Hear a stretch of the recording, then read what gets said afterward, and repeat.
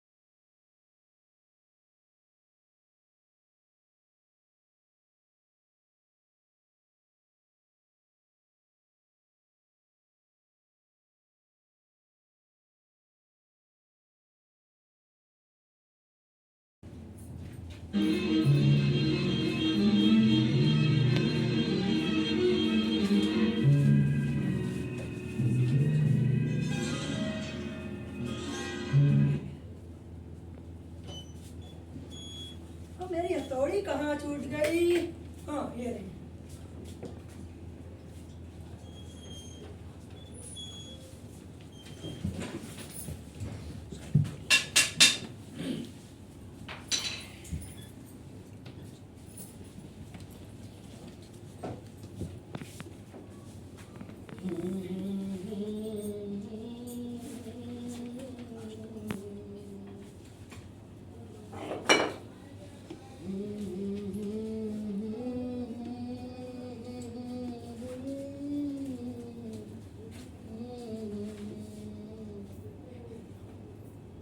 अरे जग्गू भैया, हाँ, आप यहाँ अभी तक आपका काम खत्म नहीं हुआ?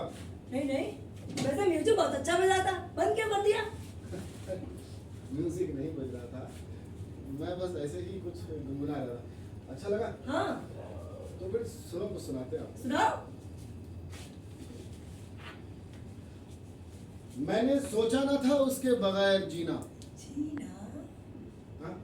मैंने सोचा ना था उसके बगैर जीना, बाद मरने के तो साथ देने दो। उसके बगैर जिंदगी बद्दुआ है, उसके बगैर जिंदगी बद्दुआ है। अरे मौत तो आ ना सकी, दो घड़ी तो सोने दो। कि जिंदगी है दुश्मन और मौत का साथ नहीं, जिंदगी है दुश्मन और मौत का साथ नहीं। अरे ओ फरिश्तों, मुझे किसी का तो होने दो। कैसा लगा? हो गया? हाँ? हो गया? हाँ, हाँ, हाँ, समझ में आया, पर दो बातें समझ में नहीं आई। हाँ। यार, ये जीने का क्या काम है? और हाँ, इंसान का जब एक घड़ी से काम चल सकता है तो दो घड़ियां बड़ा क्यों पहनेगा? हाँ? मेरा सुनो, मुझे बड़े बड़े कवि सम्मेलनों और मुशायरों में बुलाया जाता है। अच्छा। हाँ, हाँ। ध्यान से सुनना, हम्म, ध्यान से सुनोगे तभी समझ में आएगा, वरना ऊपर से जाएगा। ठीक है ना? सुनो, किसी सी भरी गुलाब की तोड़ी नहीं जाती, ओके। किसी सी भरी गुलाब की तोड़ी नहीं जाती, और जब उम्र हो शादी करने की तो कोई लड़की छोड़ी नहीं जाती, चाहे कारी हो चाहे गोरी। अरे जग्गू भैया, आप अपना काम करो और मुझे मेरा काम करने दो। कल शो है, रिहर्सल कर रहा हूँ यार। तू कर क्या रहा था? वही कर रहा था। चुप। हाँ, तो न जाने क्यों जीवन और मृत्यु को लोग एक दूसरे का विलोम समझते हैं। न जाने क्यों जीवन और मृत्यु को लोग एक दूसरे का विलोम समझते हैं। एक ऐसी रस्सी जिसमें इतने बल पड़ चुके हैं कि उसके देशों को अलग करना लगभग मुमकिन है। देखो भैया, आपकी खटखट खटखट कुछ ज्यादा नहीं होगी। टोपा आदमी है का? दिखने का काम कर रहा हूँ, बस फाइनल टच है, हो गया। नहीं, आपका ये फाइनल टच कुछ ज्यादा लंबा नहीं हो गया। अच्छा, तो लो फिर, चलो छोटा कर दो, छोटा कर दो। नहीं, अरे आप अपना काम करो यार। हाँ, तो दूसरों के कामों में उंगली नहीं करने का। अभी कोई ऊंच नीच हो जाए तो डायरेक्टर ज्यादा बोलेगा, ये कर दिया वो कर दिया, ये रहेगा। अभी तुम भी यही बोलोगे, दूसरों के काम में उंगली नहीं करने का। मैं अपने काम में परफेक्ट हूँ, ठीक है ना? अरे आप करो। ऐसे ही नहीं बुलाते हैं मुझे बड़े बड़े पृथ्वी थिएटर, क्रिएटिव अड्डा और शकुंतलम वाले। पूछो मत, इतने शरीफ हैं, क्या पूछो? मैं समझ। छोड़ो, नए लोग हो क्या? आप करो, बुरा।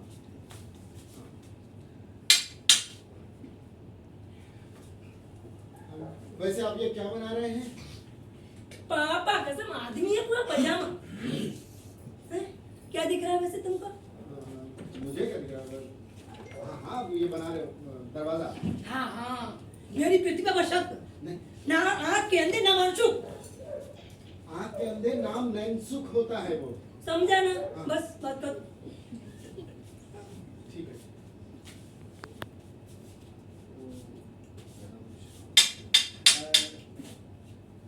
एक ऐसे नाटक था, मुझे याद नहीं आ रहा, उसमें भी ऐसे ही कुछ दरवाजा या सीढ़ियाँ, है ना? क्या था यार वो? हाँ हाँ। वो, हाँ, उमा को खाने दो। अरे हुमा को उड़ जाने दो। हाँ हाँ, वही सर तो हाँ, हुमा को उड़ जाने दो। हाँ। उसमें तीन आध सीढ़ियाँ ऐसे ही वो यूज कर लेते हैं। तुम पूरे बुल्लट आदमी हो क्या यार? सर तो देखो, मैं तुमको बता रहा हूँ, वो दरवाजा क्या था? वो दरवाजा था बाहर से अंदर की तरफ खोलने वाला, ठीक है। है? हाँ। अब ये दरवाजा है अंदर से बाहर की तरफ खोलने वाला, हाँ। है? हाँ। इसकी सीढ़ियाँ से ऊपर से नीचे जाने वाली, हाँ। उसकी थी ऊपर से नीचे से ऊपर आने वाली, समझे ना? वाह, हाँ। पूरे नाटककार हो गए और सज्जाकार की जगह। बहुत बढ़िया। हाँ, नाटक से मुझे याद आया, सर हाँ यार, एक बात बताओ, इस नाटक में ये धर्मशाला का और दरवाजा और सीढ़ियों का क्या नाम है? शायद ऐसे ही किसी धर्मशाला की सीढ़ियों पर उसने दम तोड़ा था। हैं? उसने किसने? भुवनेश्वर ने। अरे यार, ये नाटक लिखने वाले भी ना अजीब आदमी होते। कलम उठाया, लिख दिया सीढ़ियां और दरवाजा। पकड़ो से पहले या पूछो, चलो बनाते बनाते फट जाती है, मतलब टूट जाती है कमर। हाँ। समझ गए ना? आपकी बात समझ गया। ठीक। हाँ। तो थोड़ा साइड हटो।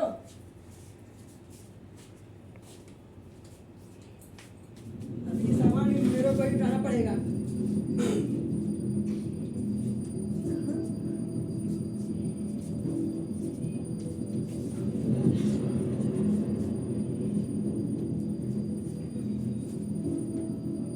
आपको चट्टा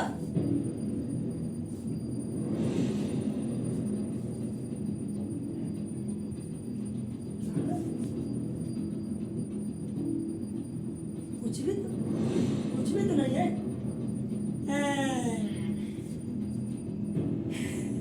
जग्गू बनाए और कोई देखे ना, ऐसा तो हो ही नहीं सकता। अब ऐसे ही पूरे दिन ताकता रहेगा ये। ताको, बड़े बड़े थिएटर वाले ऐसे ही नहीं बुलाते मुझे, नाम चलता है उनका जग्गू।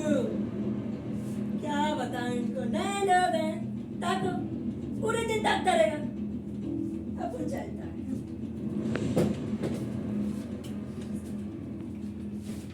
ना पूछो मुझसे मेरे मरने का गम, मेरे जीने की खुशी। न पूछो मुझसे मेरे मरने का गम, न मेरे जीने की खुशी। मैं आज भी तन्हाइयों में बैठकर अपने अपने अपने आप को खोज रहा हूँ। कौन हो तुम?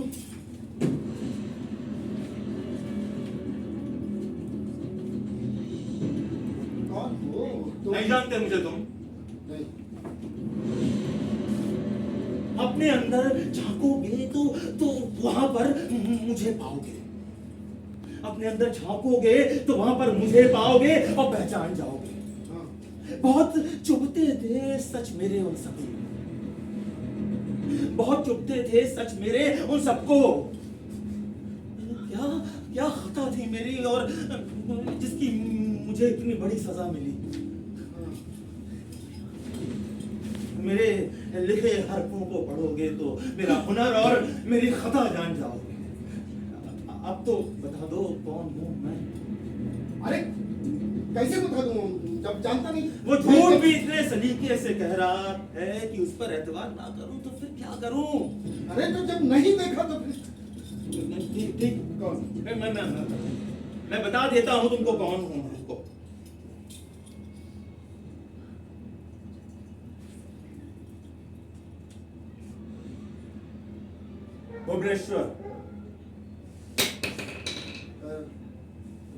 भुवनेश्वर प्रसाद। तुम्हारी इसी बुदबुदाहट के बीच का मौन हूं मैं। तुम्हारी इसी बुदबुदाहट के बीच का मौन हूं मैं। अरे बंधु अब ना पूछना कि कौन हूं मैं। नहीं ये अब भुवनेश्वर प्रसाद शाहजहांपुर वाला। शाहजहांपुर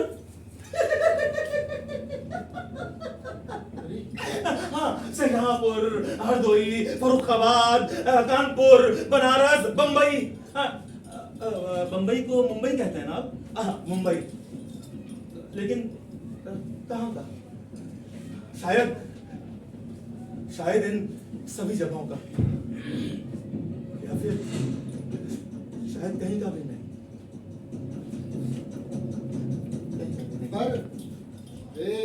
अरे तुम कैसे भुवनेश्वर हो सकते अरे हो? क्यों नहीं हो सकता हूँ भाई। भुवनेश्वर मैं हूँ। देखो देखो ये देखो।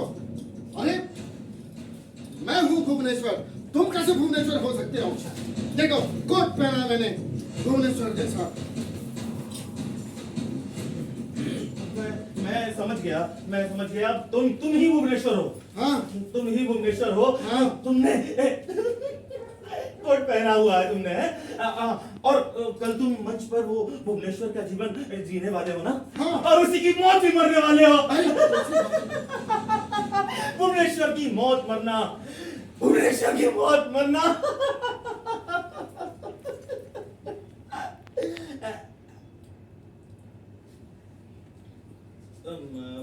माफ करना भाई, लेकिन क्या तुम्हारे साहित्य में अभी तक इस मुहावरे के चरण की शुरुआत नहीं हुई? भुवनेश्वर की मौत मरना। हाँ?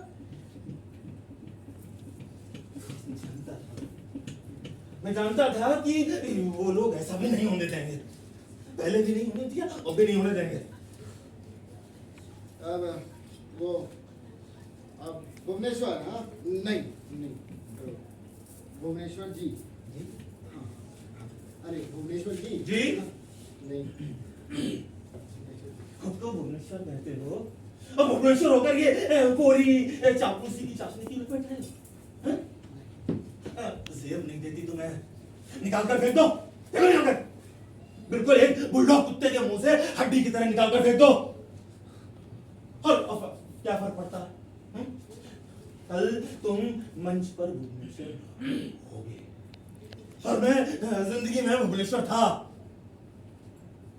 हाँ नहीं मैं तो बस ऐसे ही पूछ रहा था।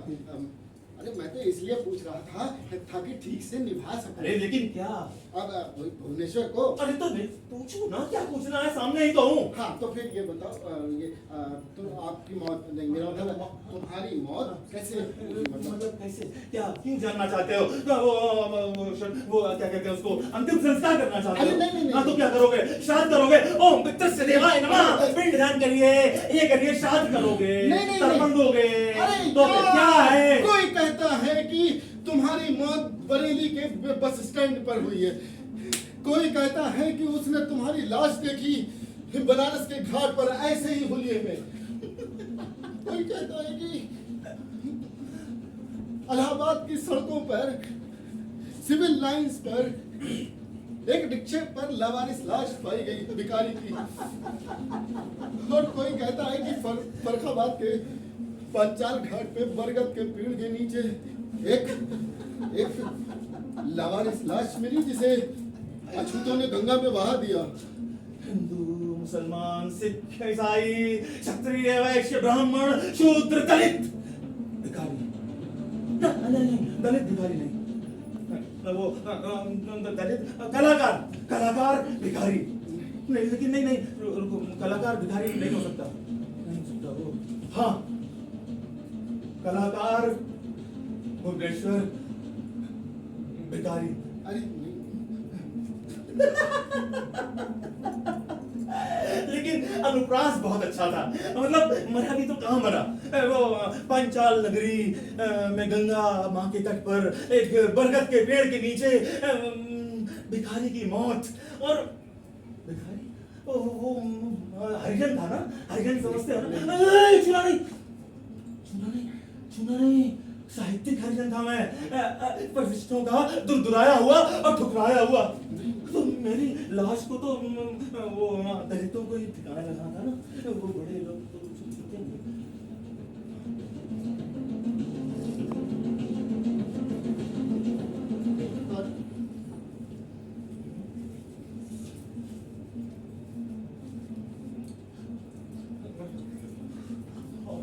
और क्या जानना तुम्हें? मैं तो बस इसलिए पूछ रहा था कि तुम्हारी मौत का सच है क्या? सच सिर्फ एक ही है, और वो तुम खुद बोल चुके हो कि मौत, सच सिर्फ मौत है, मौत। हाँ तो ठीक है, पर किस स्थिति में? क्या फर्क पड़ता है किस स्थिति में मौत? अरे फर्क पड़ता है मेरे भाई, फर्क पड़ता है। क्या क्या?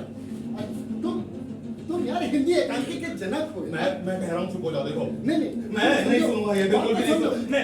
अरे हिंदी साहित्य का प्रवर्तक। तुम बोलोगे नहीं अब ये बात? अरे ये क्या मैं कह रहा हूँ चुप हो जाओ। अरे तो फिर चुप हो जाओ।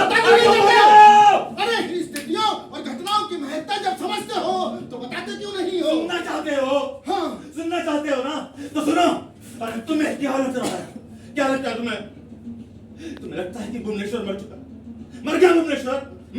और अगर भुवनेश्वर मर गया है तो फिर ये तुम्हारे सामने कौन खड़ा है? कौन खड़ा है तुम्हारे सामने? ये भुवनेश्वर है ना?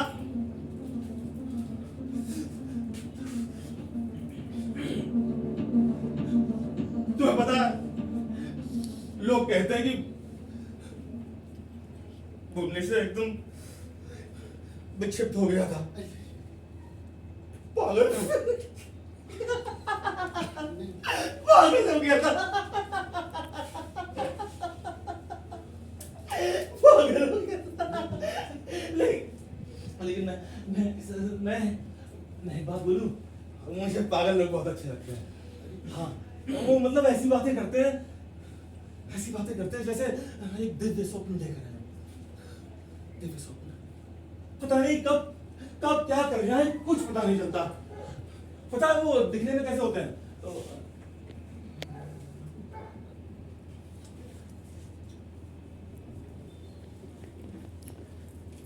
बिल्कुल तुम्हारी तरह, वही कचाठी, वही रंग, वही घने गुंडाले बाल।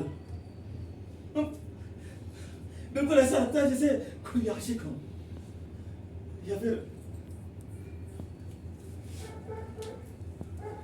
देवदूत।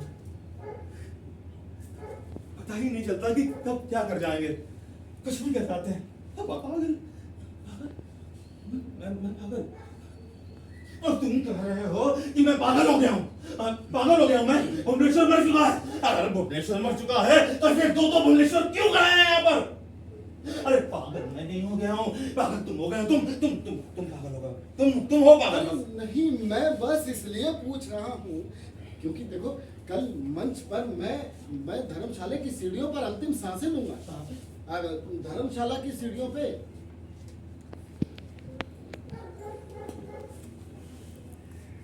हाँ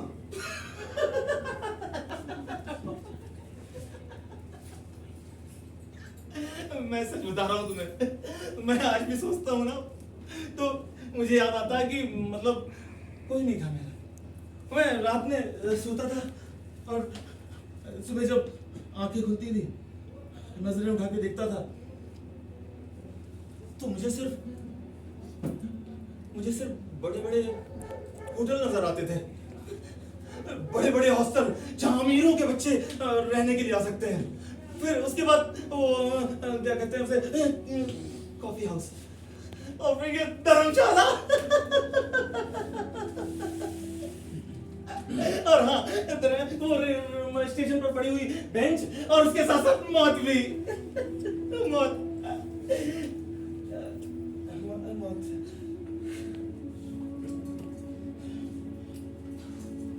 है। लेकिन लेकिन वो तुमने जो दूसरी वाली परिस्थिति बताई है ना, वो इससे ज्यादा अच्छी है। मैं तो कहूंगा सबसे अच्छी वही है। अरे कौन सी वाली? वो पता नहीं, मैं आजकल भूल जाता हूँ सब चीजें। कौन सी? हाँ, याद आया। हाँ। हाँ, खुले आकाश के नीचे एक साहित्यिक नगरी में मुक्षंद सी सड़क के ऊपर एक रिक्शे के ऊपर, आवारा रिक्शे के ऊपर बैठा हुआ विक्षिप्त कंगला भुवनेश्वर नहीं, विक्षिप्त कंगला भुवनेश्वर नहीं, विक्षिप्त कंगले भुवनेश्वर की लावारिस लाश। क्यों? अच्छा नहीं लगा? तो तुम एक काम करो, डेड बॉडी कर लो। थोड़ा पढ़ा लिखा आईएलटीएस क्लास का लगेगा। डेड बॉडी नहीं, ये भी नहीं ठीक है। शब्द तो साहित्य का चलेगा। शब्द लाश, शव, डेड बॉडी।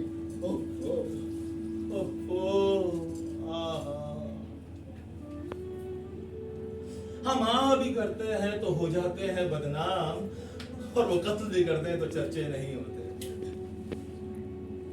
अरे छोड़ो यार, इन आहों में क्या रखा है? अजीब खफ्ती आदमी हो यार तुम। मैं इतनी मुश्किल से मतलब यहाँ से यहाँ आया हूँ और तुम हो की बातें करे जा रहे हो। अरे भाई दस्तरखान लगाओ, कुछ खाना पीना खिलाओ, मुझे भूख लग रही है। अच्छा खाना ना हो तो फिर एक काम करो, चाय भिजवा दो। हाँ। अरे लॉली, एक कप चाय ला देना। दूध कम और शक्कर भी कम।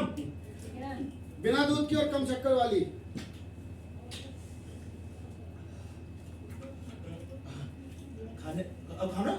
खाने के लिए अबे इतनी रात में यार खाना कहाँ मिलेगा?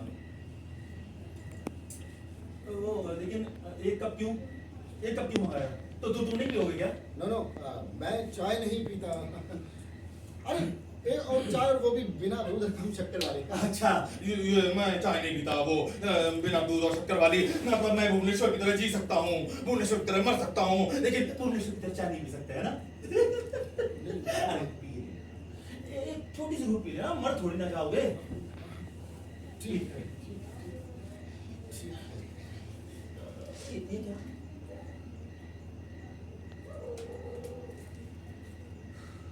अरे चाय से याद आया, अरे जब तक चाय आ रही है, एक गजल मेरी जो भी तुम्हें अच्छा लगे। हाँ, मैं I have that.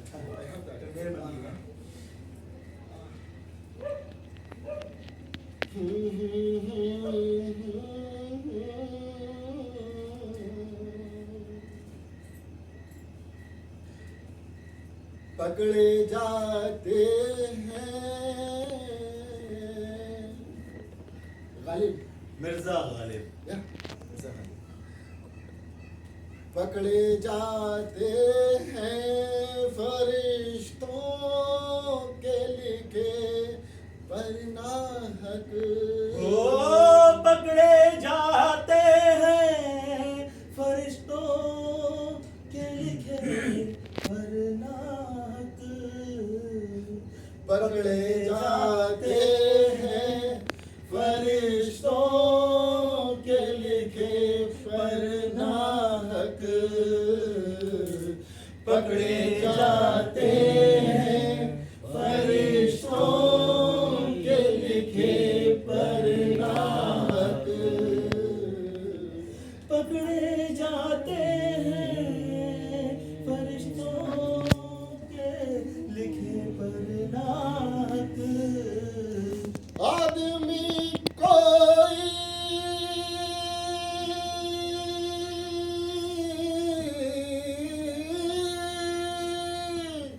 आदमी कोई हमारा दम तहरीर भी था। आदमी कोई आदमी कोई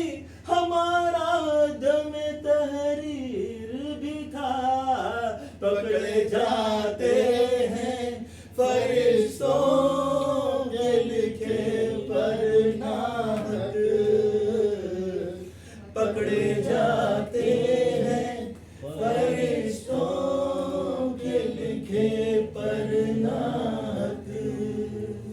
देखता के तुम ही उस्ताद नहीं हो गालिब, देखता के तुम ही उस्ताद नहीं हो गालिब। कहते हैं अगले जमाने में कोई मीर भी था। कहते हैं अगले जमाने में कोई मीर भी था। पकड़े जाते हैं फरिश्तों के लिखे पर नाहक। पकड़े जाते हैं फरिश्तों के लिखे।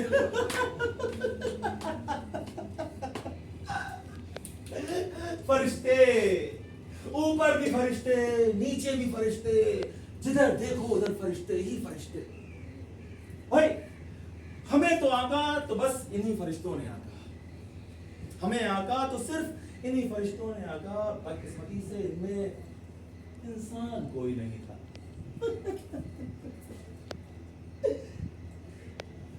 सच बताऊं, इन्हीं फरिश्तों का मारा हुआ हूं मैं। छोड़ो, बात निकलेगी तो दूर तक जाएगी। लेकिन मिर्जा गालिब, और भी तो एक ही हो तुम, तो कब क्यों? अरे यार मैं ठंडी करके पीऊंगा, लाना।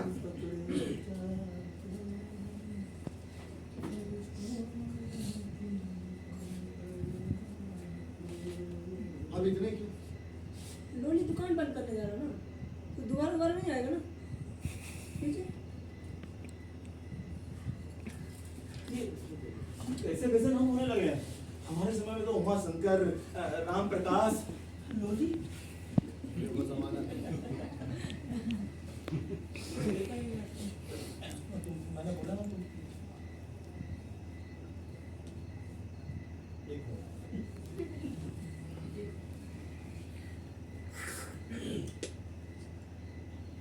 तुम पहले शायरी और कविता भी लिखते थे ना? हाँ? तुम कविताएं भी लिखते थे ना? तुमको कैसे पता? मैंने पढ़ा था, किताबों में पढ़ा था। हाँ, किताबों में पढ़ा था तो ठीक पढ़ा होगा। नहीं, वो मुझे ये लगा कि वो आजकल वो कुछ है ना, वो दुनिया जैसा कुछ, उसमें सर्च करके सब गलत से गलत झूठ बताते हैं। किताबें सही है, किताबें पढ़ो। हाँ, किताबें। पर बाद में तुम सिर्फ और सिर्फ कहानियां और एकांकी ही लिखते रहे। ये कविताएं लिखना क्यों छोड़ दिया? तुम्हारे लिए। What? तुम्हारे लिए और अपने दोस्त मजाज के लिए। मेरा शायर दोस्त मजाज।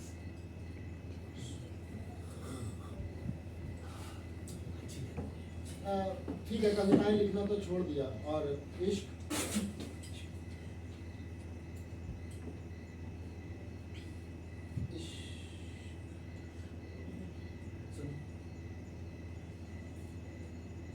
कविता को मैंने छोड़ दिया तो इश्क ने मुझे छोड़ दिया। लेकिन वो भुवनेश्वर अकेला था और अकेला ही रह गया। जानता हूँ तुम्हारे साथी रहे तो बस ये कलम, पेंसिलें और कागज पे लिखी कुछ इबारतें, पर तुमने जो भी लिखा वो इतना निष्करुण, इतना कटु सत्य, और वो भी आज से लगभग 90-100 साल पहले, 1930-40 के जमाने। कटु सत्य? क्यों? डर लगता है तुम्हें कटु सत्य से? नहीं। अपनी आलोचना सुनकर मतलब झेल नहीं पाते हो, है? सह नहीं पाते हो आलोचना। कटु सत्य है। सुनो मेरी बात, ये जो दर्शक है ना, ये जो दर्शक है वो यथार्थ बात को नहीं समझते ये। उन्होंने जिस तरह से मुझे नकार दिया वैसे ही मेरे साहित्य को भी नकार दिया। पर इतना नकारना, इस तरह से उपेक्षा करना, आखिर क्यों? अरे शेरवानी में लगे हुए गुलाब की पत्तियों पर मैं कविताएं नहीं लिखता था, और ना ही किसी कवि की कविताओं को चोरी करके इधर उधर चाट वाट के लिए करता था। मैं अपनी भावनाओं को व्यक्त करता था, सच लिखता था, आईना दिखाने का काम करता था समाज को मैं। लेकिन मैं बड़े घरों की पुरोहिती करने वालों को साहित्य साधक नहीं माना करता था। मैं दुनियादार नहीं था। मैं तुम्हारी भाषा में कहूं तो I was not social. I was not social. उलझ बैठता था उन मठाधीशों से जो अनपढ़ जाहिल और गंवार हैं, जिन्हें कुछ नहीं आता, और वो अपने जैसे ही मठाधीशों को उठा लेते हैं एक सिंहासन के ऊपर, फिर उनका राज तिलक करते हैं, मुकुट पहनाते हैं। मैं उलझता था उन मठाधीशों से, ये सब भूल कर कि ये वही मठाधीश हैं जिन्हें हम जमीनी फरिश्ता कहते हैं।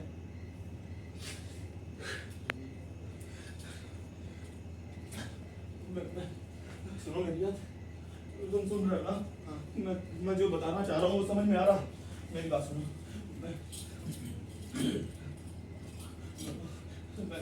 मैं तुम्हें बता नहीं सकता,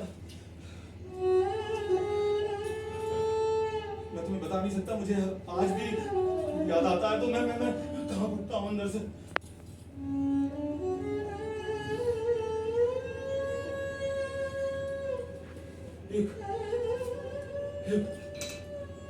एक विशालकाय वृक्ष सूखा हुआ, उसकी एक टहनी में आखिरी पत्ती अपना दम तोड़ती हुई लग रही है, लेकिन टूट नहीं पा रही है। तभी एक हवा का झोंका आता है और वो पत्ती टूटकर इधर उधर मंडराती हुई जमींदोज हो जाती है, निरुद्देश्य सी भटकती हुई आकर जमीन से मिल जाती है। मेरा जीवन भी इससे कम कहां था। मैं भी निरुद्देश्य भटकता हुआ, रात कहीं और, सुबह कहीं और शाम कहीं और कपड़ों के नाम पर, सामान के नाम पर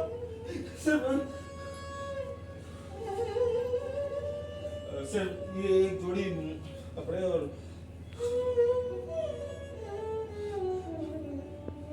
ये चलता नहीं है। अब ये मेरी कुछ कविताएं और रचनाओं का कागज का पुलंदा मेरे पास रहता है बस। लेकिन इससे क्या फर्क पड़ता है? मतलब मेरी रात किसी घर की छत के छज्जे के बाहर कटी हो रात में, या फिर वो स्टेशन पर खड़ी हुई बोगी के अंदर, इससे क्या फर्क पड़ता है? नहीं, अब मुझे इससे कोई फर्क नहीं पड़ता, कोई फर्क नहीं पड़ता। मन बैरागी हो गया था, वैराग्य धारण कर लिया था। वैराग्य धारण करने के बाद किसी चीज की कोई चीज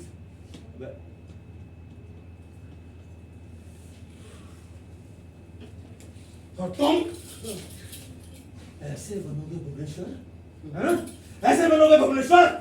ये बात ध्यान रखना, ये भावुकता है ना, ये कलाकार के लिए विष होती है और इसके जीवन के लिए चुनौती।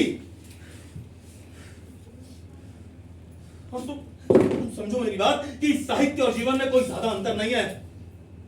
और तुम तो जीवन ही क्या, तुम तो मेरी मौत भी जी रहे हो भाई।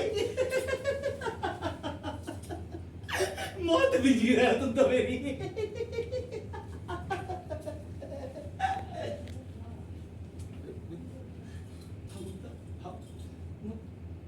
अच्छा सुनो, मेरी बात सुनो। एक बात बताओ, अगर कोई जीवन ना जी सके तो फिर क्या है? बताओ।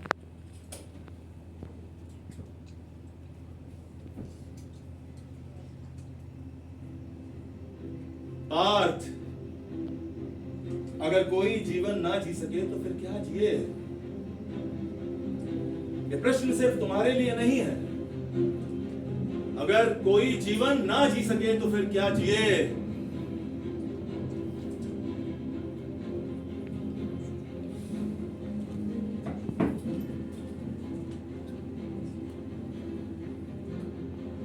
अगर कोई जीवन ना जी सके तो फिर मृत्यु को जिए।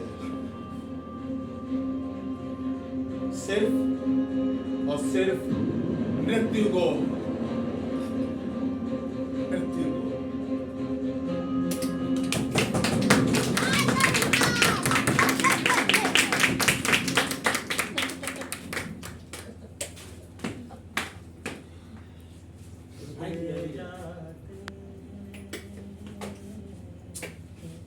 अंधेरे में क्या कर रहे थे तुम? दिमाग खराब हो गया यार। चीज जमाना है, सांस लेने तक की फुर्सत नहीं। एक नाटक खत्म नहीं हुआ कि दूसरे में सेंट लगाओ। दिमाग खराब कर दिया इन लोगों ने। तो जानते ही हो,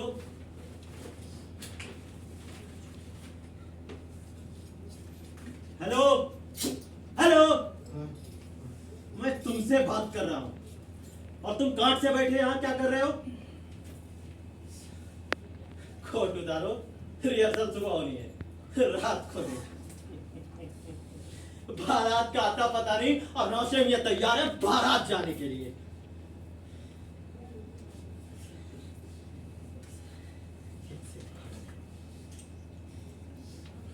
अरे पागल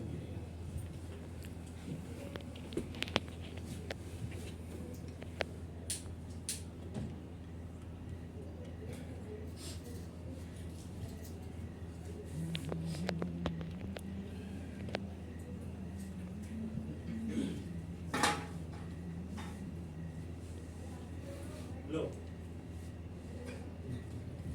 अरे लो, कुछ नहीं होगा।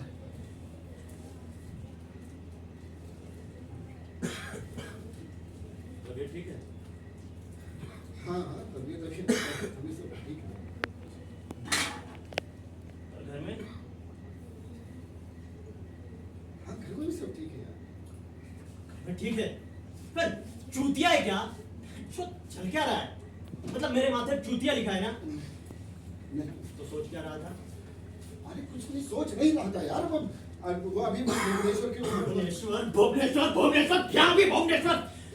ये यहाँ भी भुवनेश्वर से तुम्हारा क्या मतलब है? पागल करके छोड़ेगा तुम्हारा ये भुवनेश्वर। क्या मतलब, क्या हुआ? क्या हुआ? क्या हुआ तुम्हें पता है? तुम्हें कैसे पता? आज शाम को मैडम ने बुलाया था। भाई मैनेजिंग डायरेक्टर है ना, हाँ। जब चाहे किसी को भी बुला सकती है। फिर पता है क्या बोलती है? क्या? मिस्टर अमित, मुझे भुवनेश्वर पर 3 नाटक चकाओ। हाँ ठीक। पता है मैंने क्या बोला? हाँ मैडम वो हमें ब्रेक चाहिए। अच्छा। वो बंदी सुनने के लिए तैयार ही नहीं है। हाँ। दिमाग खराब हो गया उसका। फिर मैंने कहा मैडम वो एक नाटक के 2 शो तो हम कल ही करने जा रहे हैं। हाँ ठीक है, सही बात है, कल करेंगे। कहती है वो सब मुझे नहीं सुनना मिस्टर अमित, वो सब हो जाएगा। मुझे तो सरकारी ग्रांट मिला और मुझे सिर्फ और सिर्फ 3 नाटक चाहिए। मुझे समझ में नहीं आ रहा है कि जब मैं जीवित था तो लोग मुझे जीने नहीं दे रहे थे, और आज मरने के बाद ये सरकार मुझे चैन से तो कर लेंगे। और ये महाशय कह रहे हैं कि मैंने इनको पागल किया है। हो जाएगा आराम से, कल हो जाएगा। कितना टाइम लगे? आराम से 3-4 मिनट। जानते हो हाँ जानते हो कितना दिन दिए? हाँ। 1 महीना। हिंदी पर गिनने के लिए 1 2 3 यानी टोटल 30 दिन। उन्हीं में चुनो, उन्हीं में खेलो, लिखो, सब कुछ। अरे दिमाग खराब कर दिया। यार भाई टफ है, लेकिन हो जाएगा। घबराओ, तुम घबरा क्यों रहे यार? मतलब हो जाएगा यार। अरे यार समझ में आया तब ना कि आखिर वो है ना कहना क्या था। यार यार एक से एक एकांकी लिखे उन्होंने, एक से एक नाटक। कोई सा भी उठाओ, चुनो और खेल लो। खेल लो, खेल लो। सुनो, मैंने भी खोली थी उसकी किताबें। हाँ अंदर से एकदम भरिया गया। समझ गया।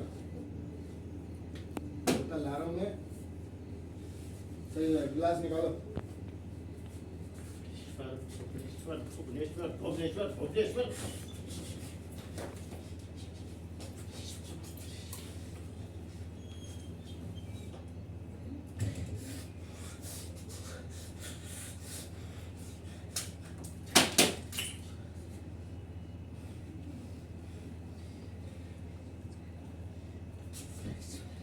अच्छा ये बताओ,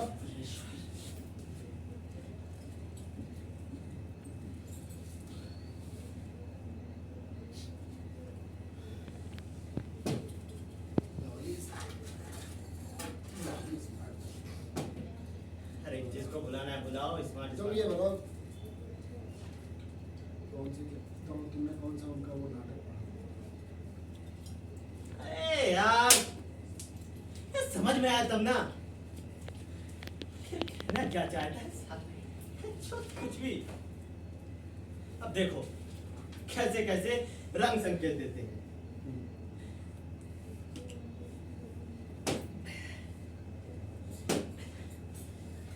मौत की तरह व्यस्त हैं? हाँ, मौत की तरह व्यस्त। अब बताओ मैं बंदे को कैसे समझाऊं कि मौत कैसे व्यस्त रहती है? कुछ भी। जिंदगी को जानते हो ना। अरे यार तुम जिंदगी की तरफ व्यस्त कर दो। यार ये तो राइटर से निर्देशक बन रहे हैं, फिर एक्टिंग भी करे ना। ये सरदर्द देने की कोई जरूरत नहीं है।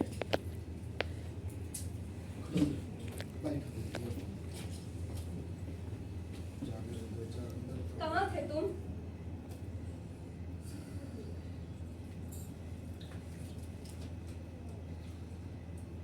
खाना खा लिया? हाँ, तुमने तुमने खाना खा लिया? बताना पड़ेगा। जवाब नहीं जानते क्या? फुट नहीं खाया, तुम्हारा इंतजार था। वही वही स्त्री पुरुष संबंध, एक जीवन की गाड़ी के दो पहियों जो मजबूरी में एक साझे की दुकान की तरह जीवन जीते चले जा रहे हैं। तो मतलब ऐसा मैं नहीं कहता, मेरे एक पात्र ने कहा। थोड़ी बियर दो। हाँ,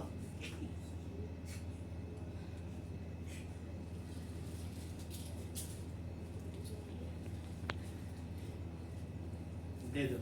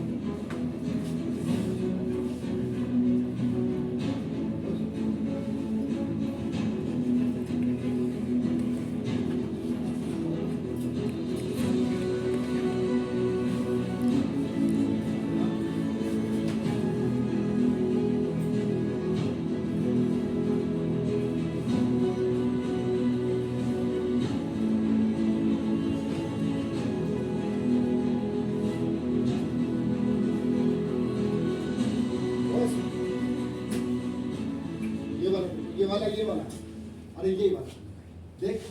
यार मुझे नहीं समझ में आ रहा है। अब इसमें क्या समझना है? कहना क्या चाहता है? उद्देश्य ना, है ना भाई? जैसे मैं समझा। सुनो, हाँ तांबे के कीड़े, ये क्या उद्देश्य है? मतलब क्या उद्देश्य है यार?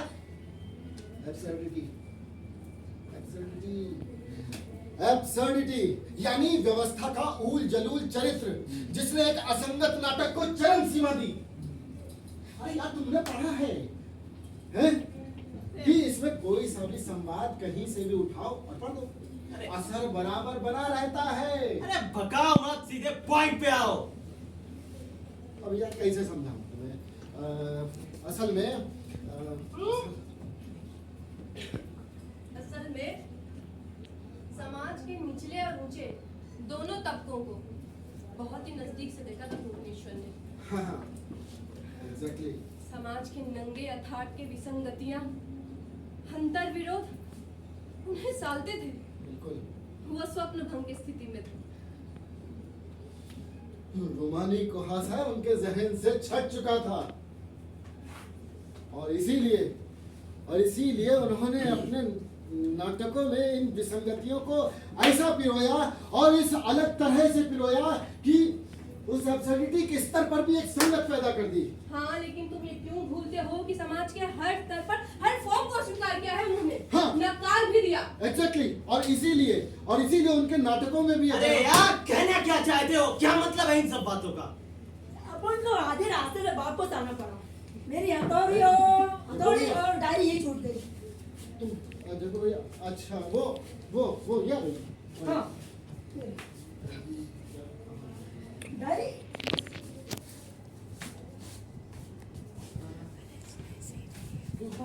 यही अपन चलता है। अरे जग्गू भैया, एक काम सुनो, ये निशान, हाँ, ये निशान लगे हुए हैं। हाँ, अभी जब मैं आपको इशारा करूं तो अभी जरा ये लाइनें भी पढ़ देना। पर अपन को क्यों बता? पढ़नी है अभी यहाँ पे। मैं कैसे पढ़ सकता? मेरा राज संतोषी जी का व्रत है। हाँ, राज संतोषी जी का। अरे सुबह रोजा जाना है भाई। अभी नहीं, वो क्या बोलते? हाँ, अपन को अगर 2 दिन पहले बोलता तो कर देता। एक्टिंग अच्छा करता है। हाँ, लेकिन सेटिंग तुम्हें एक्टिंग नहीं करनी है। जब मैं इशारा करूं तो बस ये लाइनें पढ़ देना, प्लीज ना। पढ़ो प्लीज, पढ़ो।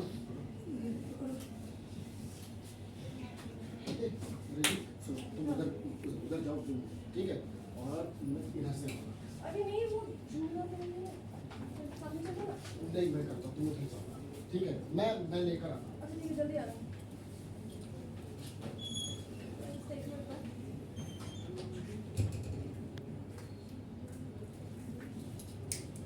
मुझे टाइम लगेगा मेरे लिए। अरे सुनो, वो मेरे पर्स के अंदर है। हाँ हाँ हाँ। ये चल क्या रहा है?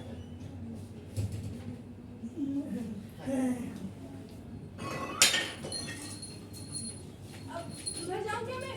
हाँ जाओ, ठीक है, सर। तुम उस विंग से और मैं इस तरफ से। शुरू करें? शुरू? रेडी? ओके, गो।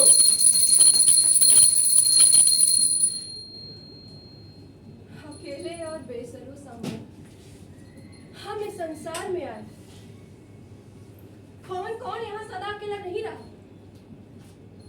किस किसने अपने पड़ोसी का चेहरा पहचाना? अकेले और बेसरो समान हम भूले हुए रास्ते खोजते हैं। हम अपना खोया हुआ भाई तलाश करते हैं, जो बचपन में घर छोड़कर चला गया था। एक पत्थर, एक पत्ती और एक शब्द, जिसके पीछे एक अनजानी और अनहोनी शुरुआतें हैं। हम सवाल पैदा करते हैं, हम नियम और मनुष्य को कायल कर देते हैं, हमारे अंदर के अंधकार से शक्ति फूट पड़ती है। हम अपनी आत्मा से रचते हैं और शरीर से उसे नाश कर देते हैं कि हम फिर अपने सत्य से उसे सजाएं। आओ आओ आओ, हम इसे किसी बाजार में बेच ले। आओ कि हम इस मृत्यु और नाश की निर्दयी केमिस्ट्री से क्षण भर के लिए बच सके। हम इन आंखें तरेड़ते सवालों से खुद को बचा सके। हम फिर से वही भूली हुई भाषा याद करते हैं। एक पत्थर, एक पत्ती, शब्द। हम सवालात पैदा करते हैं, सवालात जो इन वीरान सड़कों पर बिखरे हुए ये जालों की तरह है। हम मृत्यु को निरुत्तर कर देते हैं। मृत्यु मृत्यु जो हमारे सिरहाने लोरियां गाती है। हम अपनी जाने तो दांव पर लगा सकते हैं, पर अपनी पेंशनें नहीं। हम तो यहाँ खड़े खड़े अकड़ गए। अरे कितने जोर से पानी आया है, मेरे सारे बिल सज जाएंगे।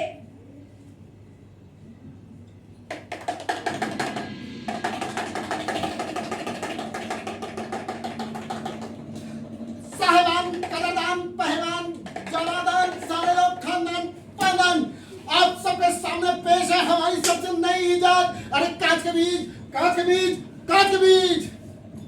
इन्हें बार बार बोलना नहीं पड़ता, इन्हें एक बार वो 1000 बार काटो। अरे ये उगने से इनकार नहीं कर सकता। आइए साहिबान, आइए साहिबान, आइए साहिबान। अरे हटो, शीशे के बीज कांच के बीजों से ज्यादा पादार होते हैं।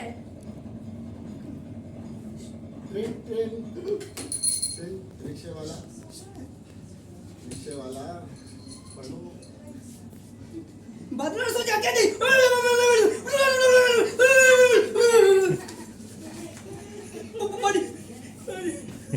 आराम से, आराम से।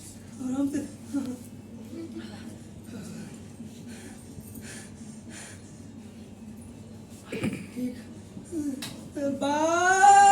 बादलों ने सूरज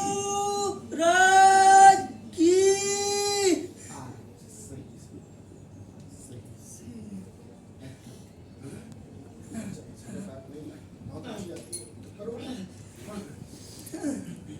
बादलों ने सूरज सूरज की हत्या कर दी। सूरज मर गया, अब क्या होगा?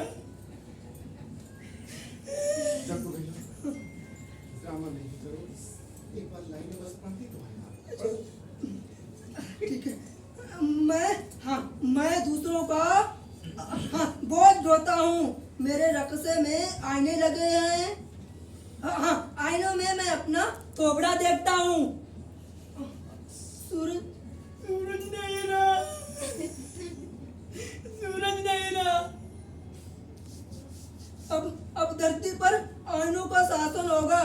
आईने उगने और न उगने वाले अलग अलग बीज कर देंगे।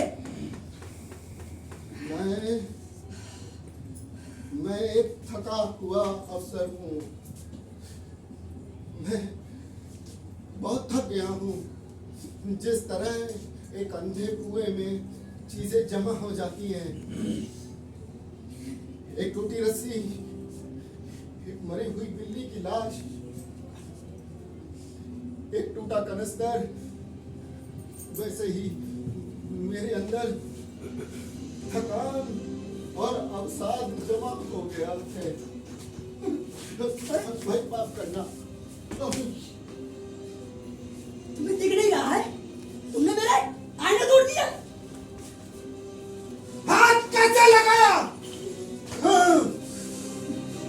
नीच, जलील इंसान, तूने हाथ कैसे लगाया मुझे? जानता नहीं कौन हूं मैं? अफसर, अरे जवानी में मैंने बहुत खोपड़ियां चटकाई हैं, बहुत दंगे फसाद करवाए हैं। कभी जात और बिरादरी के नाम पर, और कभी हिंदू मुस्लिम के नाम पर, और कभी जबान और लैंग्वेज के नाम पर। और तू हाथ लगाता है। हाँ, बहुत थक गया हूँ, बहुत थक गया हूँ, इसलिए सिर्फ अपनी उंगलियां चटकाता हूँ। उंगलियां।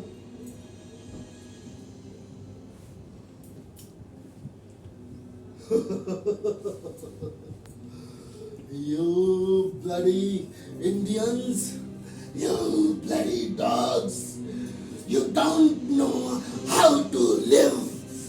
That's why we came and ruled you 200 years. You have no rights to live. और हम आगे भी आएंगे।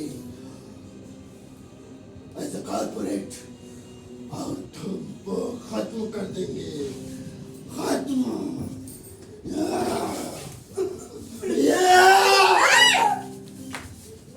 इस रिक्शे वाले का तुम नाश करना चाहते हो? ये देखता नहीं था, ये इसे दिखाई नहीं देता था, इसलिए इसको ठोकर लगी। नहीं नहीं नहीं मैडम, मैंने साफ साफ देखा शीशे में, इसने पीछे से ठोकर मारी। हाँ, अभी भी दिख रही होगी। हाँ?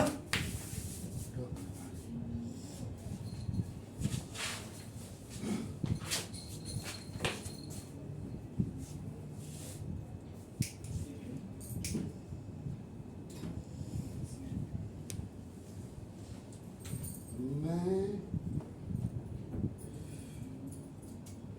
सीटी बजाऊंगा।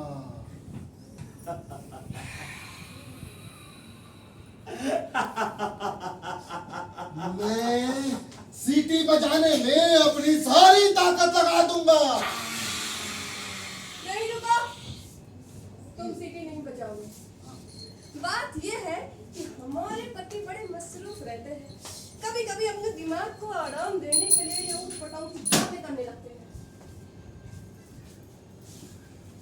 बस बंद करो, बंद करो ये सब। अरे अभी कहा, अभी तो इसमें 2-3 मिनट का एक नाच गाना और है। पर न जाने इस गाने से अंत करने में नाटक लिखने वाले का क्या मतलब? मेरी समझ से तो पूरे नाटक में ही कुछ हल नहीं होता। ये तुम कह रही हो? नहीं, भुवनेश्वर ने ऐसा ही कहा है इसे काम कीजिए। ओ ठीक है। देखो देखो, एक बात सुनो, पूछे जाने पर लेखक भी शायद यही कहता कि जिंदगी और नाटक में बस एक ही समानता है, लम्हे को मुकम्मल कर देना। विरोध और विद्रोह को एक स्वर करना, या। उसमें एक केंद्रीय महत्व यानी सेंट्रल सिग्निफिकेंस को हासिल करके उसका दर्शकों पर एक फीका असर उपजाना कि वो अपनी बुद्धि, विचार और नजर को भी उकसाए। ये सब बेबाक की बातें हैं, सबके सब न्यूरोटिक हो गए हैं बस। ये सबके सब न्यूरोटिक हो गए हैं बस। तुम दोनों भी न्यूरोटिक हो रहे हो। जो हमें रुचता नहीं, जो हमारे सांचे में ढलता नहीं, उसे हम न्यूरोसिस ना कहें तो फिर क्या कहें? मैडम, इसमें तो गाना भी है, अपन गाए? नहीं नहीं नहीं गाता है।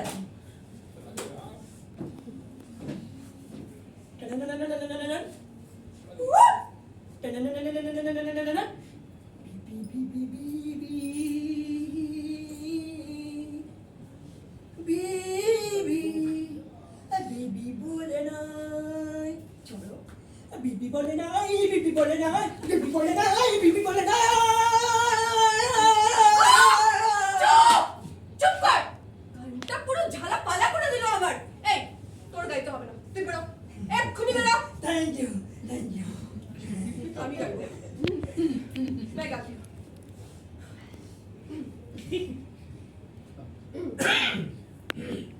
मैं गाती हूँ।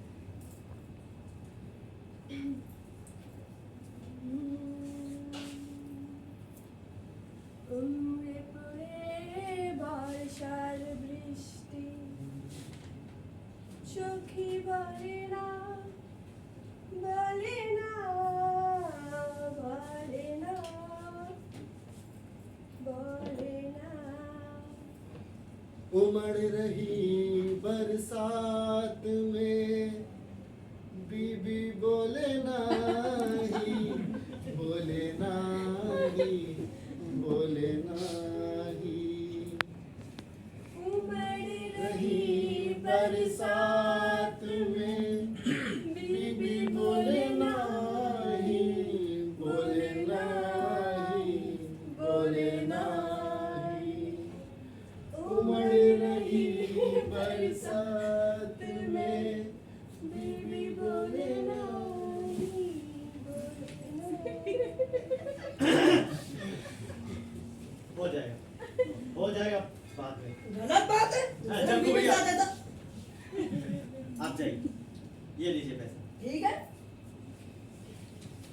ये लीजिए। सही, ये लीजिए, आप जाइए, कल जल्दी आना। जाइए।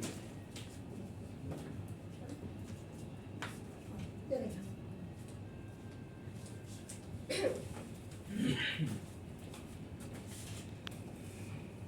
एक ड्रिंक पिलाओ।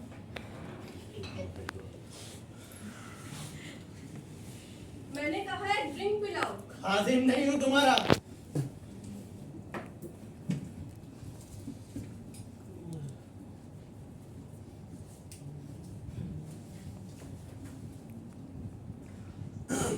खादिम नहीं पर खादिम तो हो, पति परमेश्वर।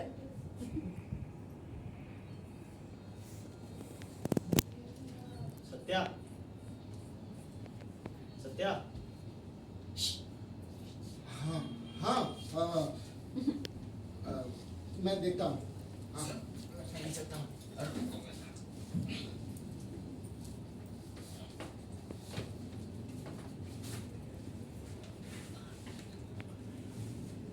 देखो, देखो, मैं समझ सकता हूँ कि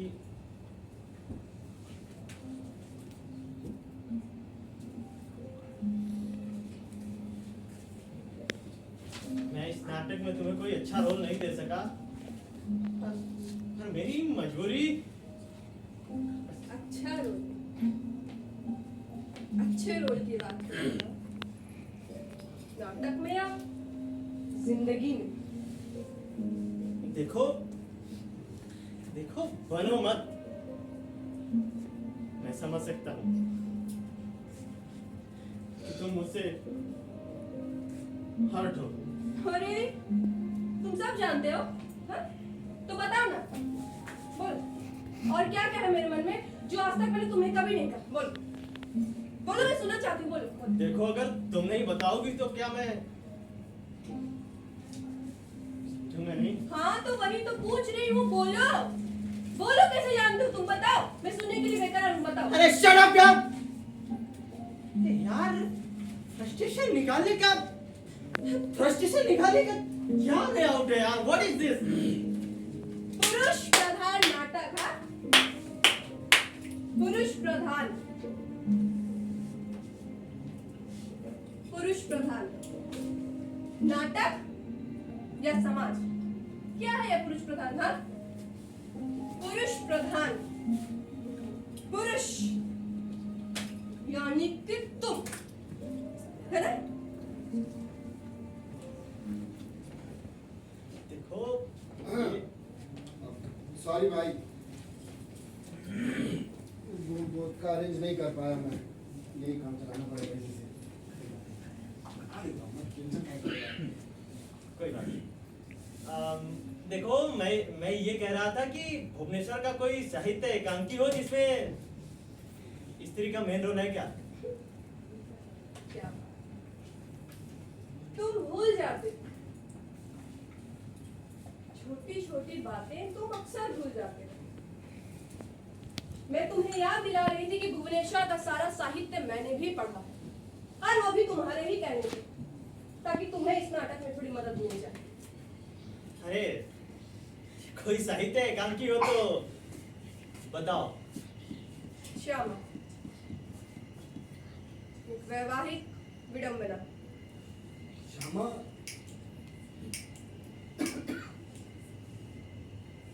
संवाद याद है तुम्हें? हाँ हाँ, मुझे याद है। हाँ, फिर चलो करते हैं ये सब। करे? हाँ ठीक है। तो मैं श्यामा हूँ, तुम्हारी पत्नी। ओके शुरू है, तुम उधर ही रहो, मैं इधर। ठीक है। रेडी? हाँ ओके।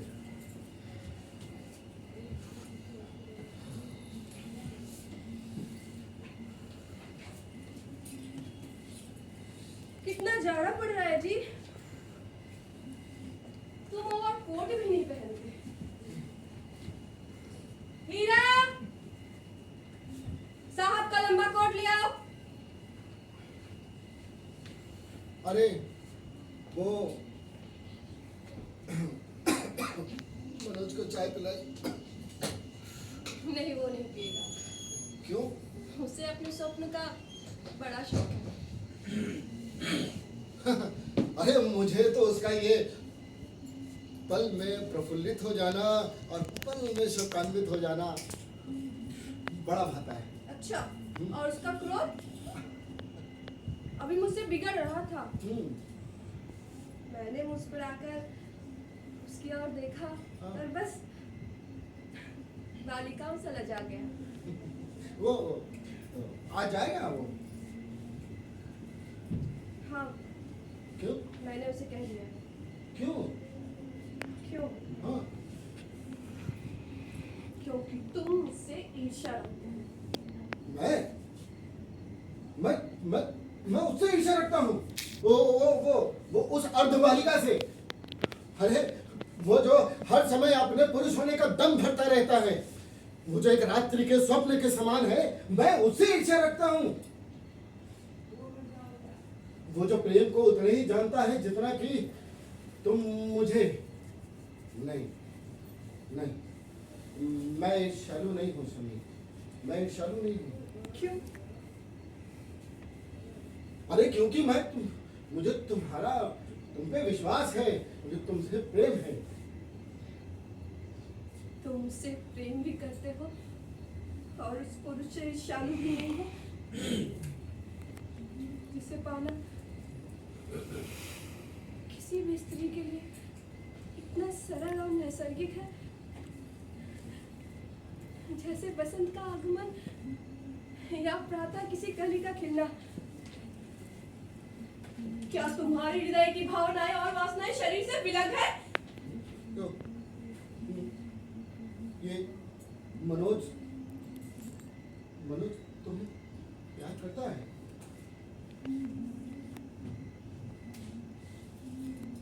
मैं किसी की हृदय की बात क्या जानूं? और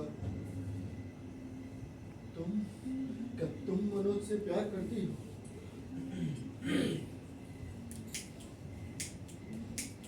ये बात तुम मुझसे अधिक जानती हो। समाज के सम्मुख मैं तुम्हें प्यार करने के लिए उत्तरदायी हूँ।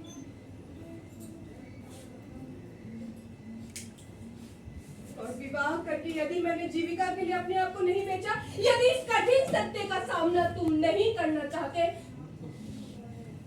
तो प्रेम तो मुझे चाहिए। बस बस अरे ऐसे नहीं, ये बोतल ना टूट भी सकती है। सुनो, तुम जारी रखो। तो अब थोड़ा चेंज करते हैं। अब मैं श्यामा नहीं हूँ, अब मैं मनोज हूँ, जिसे श्यामा प्रेम करती है, और तुम श्यामा के पति मिस्टर पुरी। ठीक है। तो तुम उधर जाओ। हाँ, रेडी? हाँ हाँ। शुरू करें?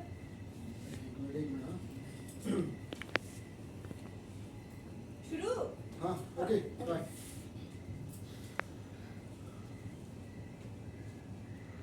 मैं आपसे एक बात कहना चाहता हूँ मिस्टर पुरी।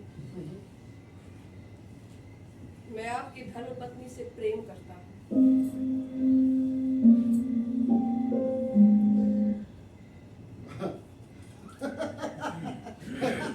अरे देखो, उसे तो हर कोई प्रेम करता है। वो है ही ऐसी स्वप्न सुंदरी, उसका मन इतना निर्मल है ना, तो उसे तो हर कोई प्रेम करता है। हाँ ठीक है, कोई बात नहीं। परंतु मैं हंसी नहीं कर रहा हूँ। अरे तो फिर तुम मुझ पर अन्याय कर रहे हो मनोज। यदि ऐसा विकराल सत्य तुम मजाक में नहीं बोल रहे हो, तो ये तुम्हारा अन्याय है। ये आपका भ्रम है मिस्टर पुरी। मैं आपके अंतःस्तर में प्रविष्ट होकर आपसे कहना चाहता हूँ कि श्यामा आपकी नहीं है, वो मेरी है। तुम्हारी? अरे अरे, अभी तो तुमने उसे मेरी धर्मपत्नी कहा। निताई, निर्लज्ज। तुम मुझे केवल कटु वचन कह सकते थे, पर अब तुम मुझे अपवचन भी कह रहे हो। पर श्यामा तुम्हारी नहीं है। क्यों क्यों नहीं है वो मेरी? क्योंकि समाज की एक हृदय ही लौ विधि ने ही उसे तुम्हारा बनाया है।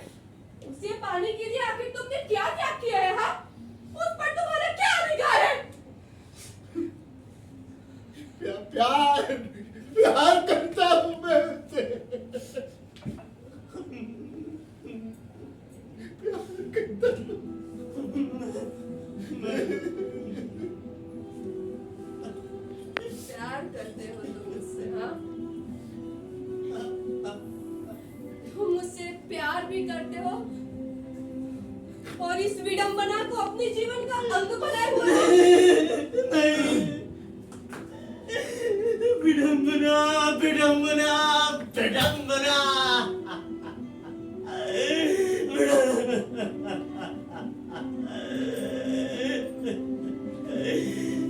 क्या सिर्फ शरीर का प्रेम ही सब कुछ होता है और आत्मा से आत्मा का प्रेम कुछ भी नहीं। तुम लोगों की नजरों में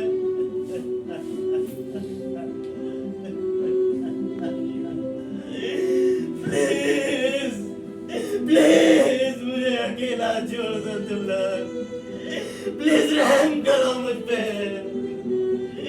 प्लीज।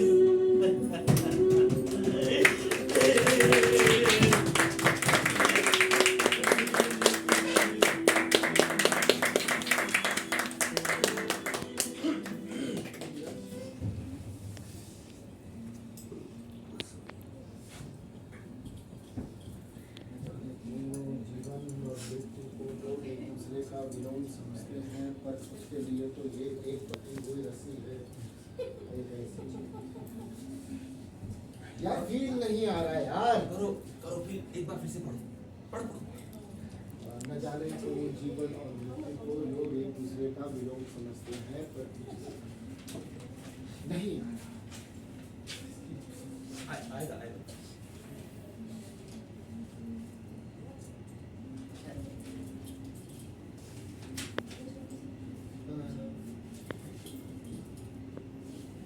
न जाने क्यों जीवन और मृत्यु को लोग एक दूसरे का विलोम समझते हैं, पर कुछ के लिए तो ये एक बटी हुई रस्सी है। एक ऐसी रस्सी जिसमें इतने बल पड़ चुके हैं कि उसके रेशों को अलग करना लगभग नामुमकिन है। और शायद इसीलिए कभी कभी मौत जिंदगी लगने लगती है और जीवन बन जाती है एक मुसलसल मौत। एक ऐसी मृत्यु ऐसे नहीं,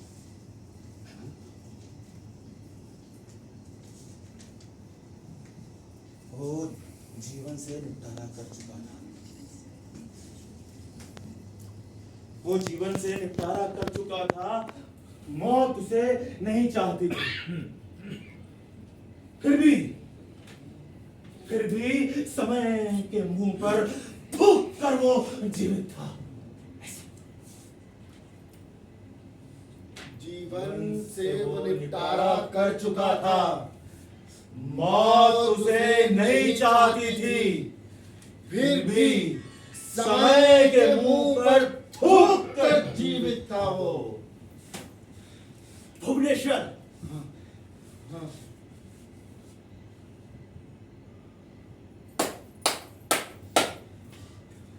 हेडन, अरे यार क्या एक्टिंग कर रहे हो? तुम तो भुवनेश्वर लग रहे हो।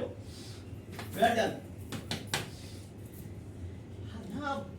अब मुझे भुवनेश्वर समझ में आने लगा है कि आखिर आखिर वो कहना क्या चाहता है।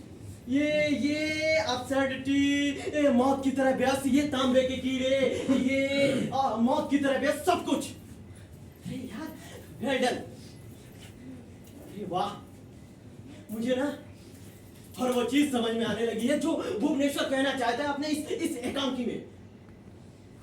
यार ये चीज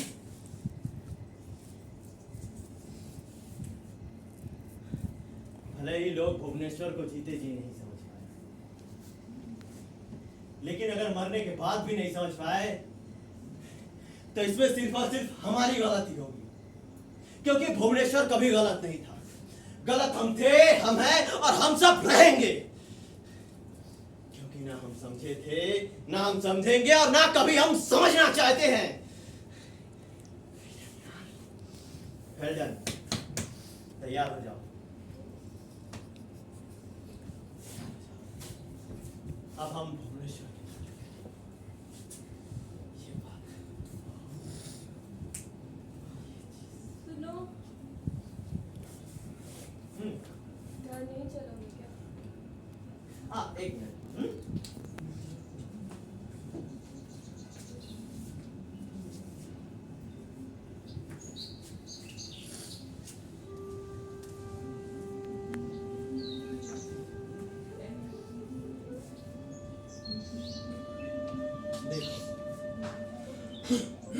एक नई शुरुआत, एक नई शुरुआत, सब कुछ ठीक हो जाएगा। देखो देखो देखो एक नई सुबह, मेरी सुबह, एक नई शुरुआत, जीते जी नहीं लेकिन हुई।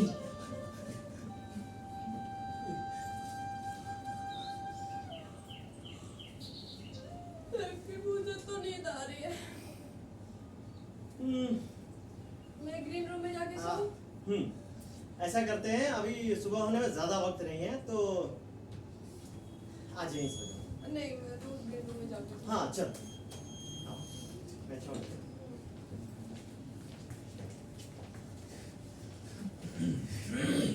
देखो बिस्तर झाड़ लेना और एसी बटन चालू कर लेना। आराम से सोना, और मैं इधर ही हूँ, अगर कोई दिक्कत हो ना तो मुझे बता देना। ओके? ठीक है। अरे हाँ, अरे यार मैं सोच रहा था कि कोई साहित्य एकांकी ले ले। हाँ हाँ हाँ, अरे तो हर्ज ही क्या है भाई, तो बताओ। हर्ज क्या है? तो वैसे भी ये नाटकों के नाम पर कहानियों का मंचन हो रहा है, समझे? तो क्यों? और बहाना क्या है कि मौलिक नाटक है ही नहीं हिंदी एकांकी के, तो फिर ऐसे ही सब चलो बताओ भाई, और कोई साहित्य एकांकी है? हाँ अरे तुम भेड़िया भेड़िया, हाँ भेड़िया भेड़िया भेड़िया? नहीं नहीं भेड़िया नहीं, अरे यार भेड़िया का मंचन है, मुश्किल है यार, वो कोई असर नहीं है, इतनी बड़ी कास्ट चाहिए। सूर्य पूजा, सूर्य पूजा, सूर्य पूजा कैसा है? एक मिनट।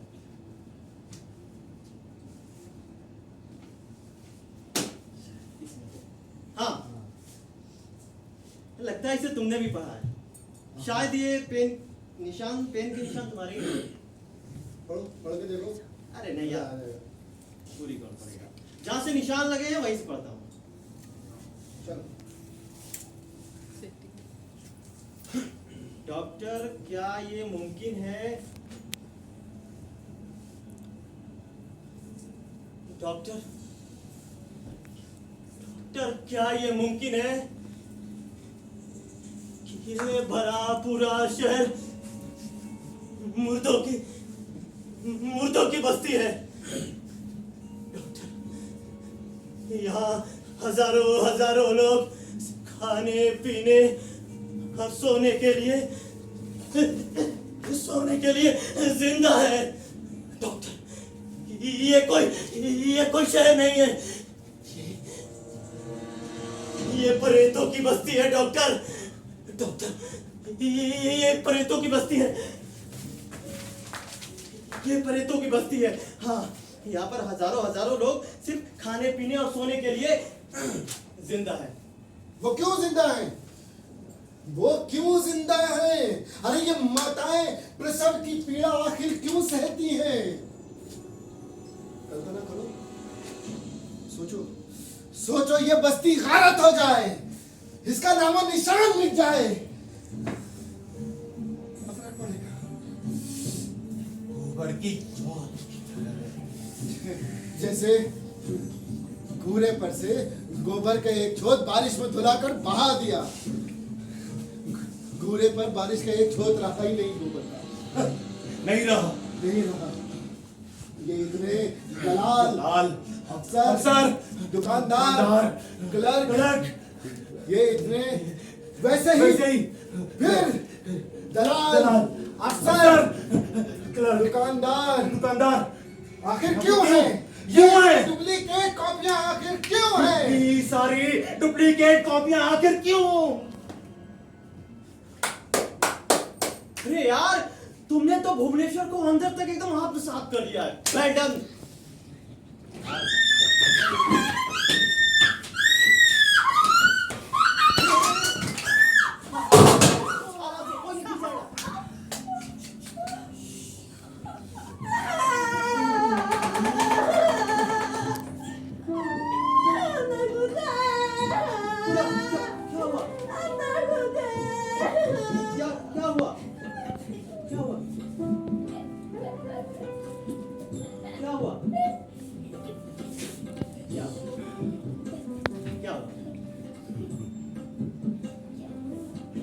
डर गई? क्या हुआ?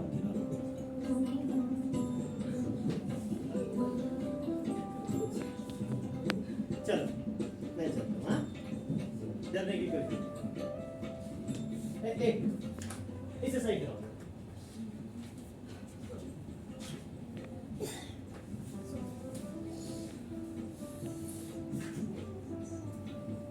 चलो आओ।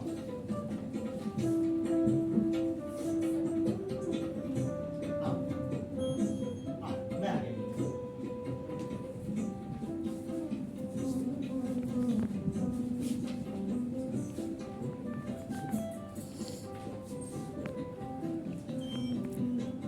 बस क्या देख रहे हो? उसे विवाह कहते हैं, दो आत्माओं का मिलन, बंधन। ये क्या इसमें सुख है? सुख, इसमें सुख उस अहंकार का नाम है जो एक स्त्री को पुरुष के ऊपर पाता है या फिर एक पुरुष को स्त्री के ऊपर पाता है। ऐसा तुम्हारे पात्र ने कहा है। अच्छा चलो ठीक है, सुख की व्याख्या तो ये हो गई, पर उस दुख का क्या? उस दुख का क्या जो पेन, कलम और पेन दर्द के माध्यम से तुम्हारे शरीर से जो उकरता रहा, एक दर्द, दूसरा कलम, पेन और पेन। बहुत बारीकी से जानने की कोशिश करी है तुमने मुझे, तो पढ़ा भी खूब है। पेन और पेन, वो पेन जो मेरे पेन के माध्यम से बहता चला जाता था बस। हाँ हाँ, तुम्हें सब कुछ बता सकता हूँ क्योंकि हमारी दोस्ती हो गई है ना, मित्रता। तो दर्द जो था, नहीं ऐसा नहीं, एक काम करो, उठो उठो उठो, वो मुझे पहले 2 रुपए दो, 2 रुपए दो मुझे, अभी के अभी चाहिए बस। अरे देखो ना, मैं इधर उधर पॉकेट में पड़े हुए, देखो। 2 रुपए? हाँ हाँ 2 रुपए। 2 रुपए, 2 रुपए क्या करते? अरे चाहिए तो चाहिए बस, चाहिए तो चाहिए बस।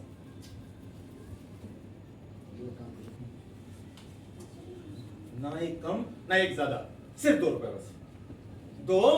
अरे तो सिर्फ 2 रुपए का तुम क्या करोगे? एक रोटी के लिए और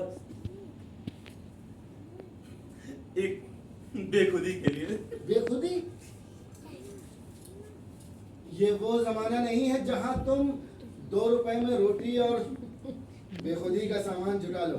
ये लो, रखो पास। सुनो, अपने पास रख लो ये। मुझे बहुत लोग जानते हैं, मैं उनसे ले लूंगा कि ले लूंगा, उनसे ले लूंगा, जानते हैं मुझे नहीं चाहिए। अरे छोड़ो, नहीं चाहिए मुझे। अरे तुम गुस्सा कर नहीं करो। अरे अच्छा चलो, आप मैं तुम्हें आप भोजन कर। तू भोजन कराएगा मुझे? भिखारी निकालूंगा तुझे। भोजन कराएगा? तू भोजन नहीं कराएगा। एक एक निवाला मेरे मुंह में ठूसेगा और उसके साथ ठूसेगा तू बहुत सारी नसीहतें। Bhuvneshwar, don't do this. Bhuvneshwar देखो, सच बोलना छोड़ दो, आजकल सच की कोई जरूरत नहीं है। झूठ बोलो, झूठ। देखो डिप्लोमेटिक बनो भुवनेश्वर, तुम सच बोलोगे तो लोगों को बुरा लगेगा, तुम्हारे रिश्ते खंडित हो जाएंगे। देखो डिप्लोमेटिक बनो यार, आजकल जमाना सच बोलने का नहीं है। ये मत करो, वो मत करो, ऐसा मत करो, वैसा मत करो। अरे नहीं चाहिए तेरे ये रुपए, तेरे खाना और तू जेब में जमाना अपना। हट, खाना खिलाना मुझे। हट। नहीं देखो, मैं तुम्हें नाराज नहीं करना चाहता। बात तो सुनो। देखो भुवनेश्वर, मैं तो बस ऐसे तुम्हें बस खाने की पूछ रहा था। मैं तुम्हें नाराज नहीं करना चाहता था। तुम तो गुस्सा सी बात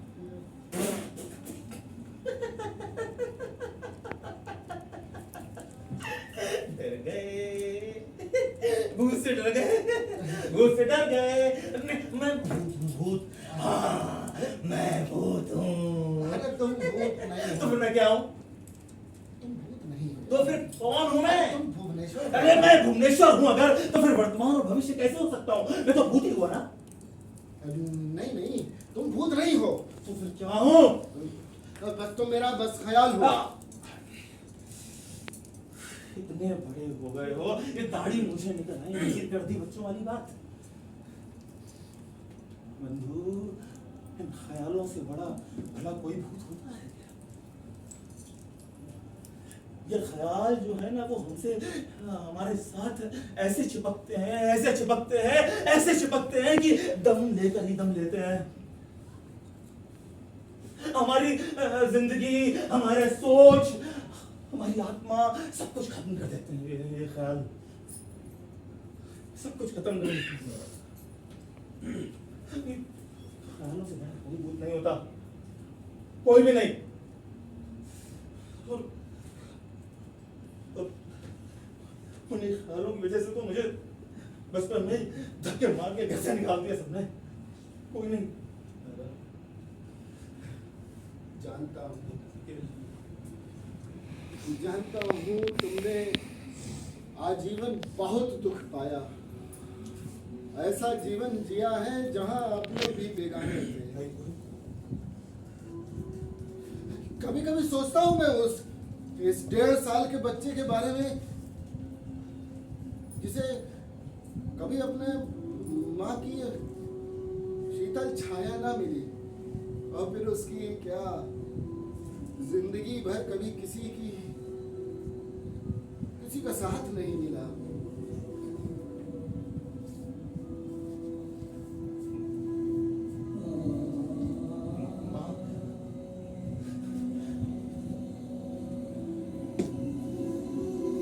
माँ के बारे में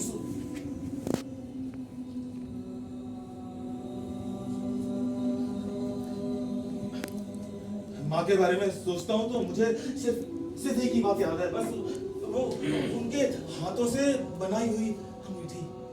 लेकिन एक बात मुझे आज तक समझ में नहीं आई कि माँ अपने नरम, खूबसूरत और मुलायम हाथों से उस अंगूठी को जलाती कैसे थी? तुमने एक कविता भी लिखी थी ना अंगीठी के ऊपर, हाँ, है ना? वो है मेरे पास, रखी है संभाल के। ये रही। ये टूटी फूटी जीन अंगीठी मेरे शैशव की स्मृति है। ये जो निज सूनेपन में उपासित मेरी प्रीति है। अपना मेरे मन में अग्नि, अपना मेरे उर में अग्नि, न मेरे उर में कोई आशा है, न मेरे उर में कोई अग्नि, न मेरे मन में कोई आशा। जाने क्यों बने बैठे हैं हम सब बीते हुए कल की परिभाषा। एक वो चित्र बना के दिखाऊं अंगीठी का, मुझे आता है बनाना, याद भी आता है, बहुत अच्छी थी वो। रुको, तुम्हें चित्रकला का भी बहुत शौक था ना? बहुत से चित्र बनाए तुमने, याद है? तुम्हें कैसे पता? किताबों में पढ़ा था।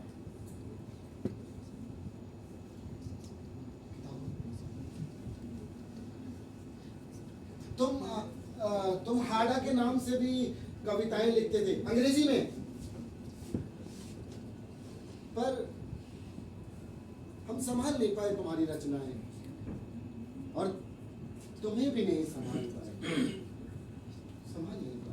जाने जिंदगी में कितने कागज चला के आया, तुम्हें क्या बताऊं कि क्या क्या दवा करा। मैं अपनी कविताओं का, अपनी रचनाओं का ऐसा ईश्वर था कि उन्हें संभाल कर रख भी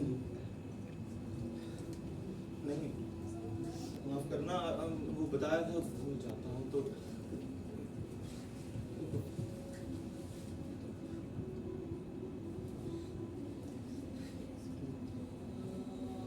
तुम्हारी विमाता ने तुम्हें बहुत दुख दिया था ना? एक कहो ना भुवनेश्वर, अब तो हम दोस्त हैं ना? क्या कहूँ? तुम्हारी विमाता ने तुम्हें बहुत दुख दिया ना? कभी कभी सोचता हूँ कि आखिर कोई विमाता क्यों हो सकती है? शायद तब तक नहीं जब तक पिता ही विपिता ना बन जाए। जब पिता ही अपना उद्देश्य और अपना कर्तव्य ना निभाए तो फिर माता को विमाता बनने में फर्क क्या है और क्या फर्क पड़ता है? माता, क्या विमाता सिर्फ वही है जो सौतेली है? वही विमाता है जिसने एक ढंग से पाला नहीं, प्यार नहीं दिया? अगर सिर्फ वही विमाता है तो फिर वो लोग कौन है जो हर पल हमारे साथ रहते हैं और अंदर ही अंदर वो हमें काटते हैं? अगर विमाता ही सिर्फ विमाता है तो वो लोग कौन है जो मित्रता का आपको पाठ पढ़ाते हैं, आपसे मित्रता दिखाते हैं, लेकिन वो आपसे जलन रखते हैं? वो कौन है? वो लोग कौन है जो आपकी मेहनत को, आपके दिए हुए समय को, आपके कलाकारी को सिर्फ और सिर्फ बहुत छोटा सा मानते हैं, निरर्थक मानते हैं? उनकी नजर में पता नहीं सफलता किसे कहते हैं, लेकिन वो आपको असफल मानते हैं। वो भूल जाते हैं कि आपने इतनी मेहनत की है। अगर ये माता जैसा व्यवहार नहीं है तो फिर क्या है? माता, जितने भी लोगों ने हमारे साथ विमाता जैसा व्यवहार किया है, उन्होंने हमें पथ दिखाया है, रास्ता। और मेरे लिए ये विमाता जो है वो मेरी कला का पुरस्कार है। देखो भुवनेश्वर, वो बीते समय की बात थी, अब समय बदल गया है। और देखो ना, कल मैं भुवनेश्वर का किरदार जीऊंगा और मरोगे भी उसी की तरह। नहीं, हाँ, मरोगे उसी की तरह, क्योंकि तुमने खुद ये रास्ता चुना है, मृत्यु का रास्ता। तुमने खुद चुना है भुवनेश्वर का रास्ता। हाँ, मैं देख पा रहा हूं। अगर नहीं तो फिर एक बात बताओ, तुम पिछले कई हफ्तों से क्यों पढ़ते जा रहे हो मुझे? क्यों पढ़ते जा रहे हो? रोज मुझे आत्मसात कर रहे हो, जी रहे हो, मेरी तरह खा रहे हो, मेरी तरह सोच रहे हो। तुमने अपने सबकॉन्शियस माइंड और कॉन्शियस माइंड को एक कर दिया है। तुमने अपने ये क्या कहते हैं उसे, चेतन मन और अचेतन मन को एक क्यों करा? क्यों किया बताओ? क्योंकि मैं ये रंगमंच और अभिनय की दुनिया को दिखा देना चाहता हूँ कि अभिनय क्या होता है। मैं दिखा देना चाहता हूँ कि भुवनेश्वर कैसे बनते हैं। अच्छा, और इससे तुम्हें हासिल क्या होगा? बोलो क्या मतलब है? पता है, मैं बताता हूँ क्या हासिल होगा। तुम्हारे अभिनय के बाद लोग तालियां बजाएंगे, तुम्हारे चारों तरफ तालियों को ठूस दिया जाएगा। ये तालियां, और सब फिर अपने घर चले जाएंगे। फिर क्या होगा? फिर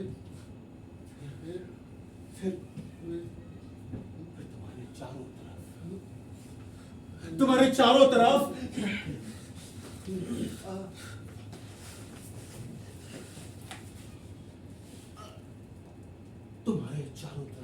एक जाल बुना जाएगा, षड्यंत्र का जाल,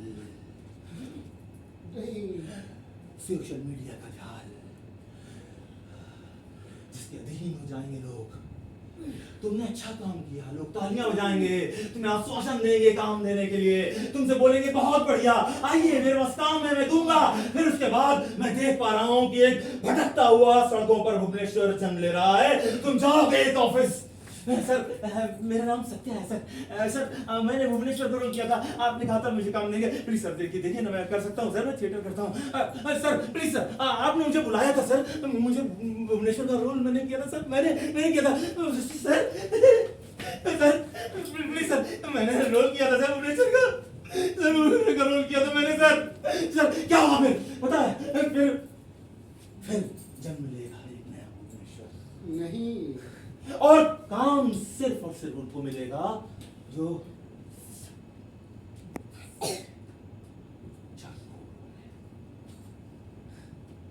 सच बोलने की हिम्मत भी रखेंगे, हम यहाँ मिलाएंगे। हाँ सर, आप बिल्कुल ठीक कह रहे हैं। सुनो, ये रात है ना? जी सर, रात है सर। अरे भूल निकला हुआ रात कैसे होती है? नहीं सर, मैं कर दूं, दिन है सर। काम उन्हीं को मिलेगा सिर्फ, क्योंकि ये जमाना मीडिया का हो गया है। बंद करो। मीडिया की नहीं, सारे के सारे सोशल मीडिया पर अपने आप को कलाकार, अभिनेता, सिंगर, गायक सब कुछ मानते हैं। नहीं हो सकता, नहीं मिलेगा कुछ भी। तुम मरोगे, मरोगे तुम। नहीं नहीं हाँ नहीं नहीं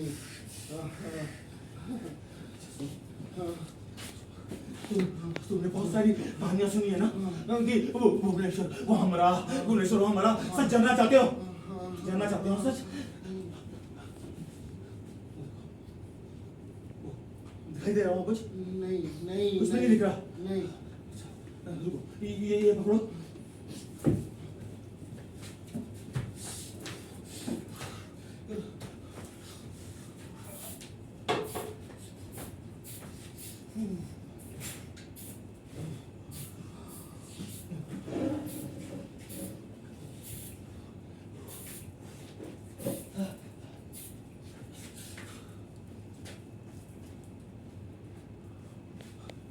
दिखाई दे रहा है कुछ?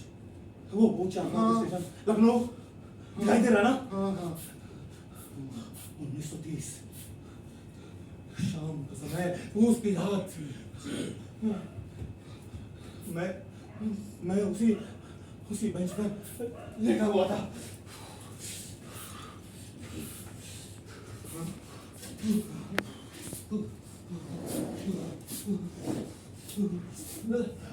तभी सामने से एक ट्रेन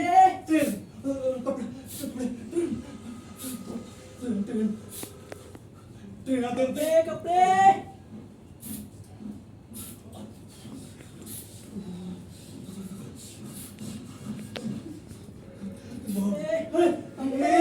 भैया मैं भुवनेश्वर, मुझे दे दो मुझे, मैं ठंड से मर जाऊंगा। मैं ठंड से मर जाऊंगा। ए भाई, मैं इंडिया का जनक हूँ। मैं भुवनेश्वर हूँ, मुझे दे दो। मैं दे दीजिए, मुझे ठंड लग रही है। कुछ दे दीजिए भाई, ठंड लग रही है, मर जाऊं। मैं इंजेक्शन कहा जाता हूँ, मुझे ठंड बचा लो मुझे। अरे दे दो ना, कोई तो दे दो। अरे कोई तो उसे एक लिहाफ दे दो बस। एक लिहाफ ही तो। अरे मर जाएगा।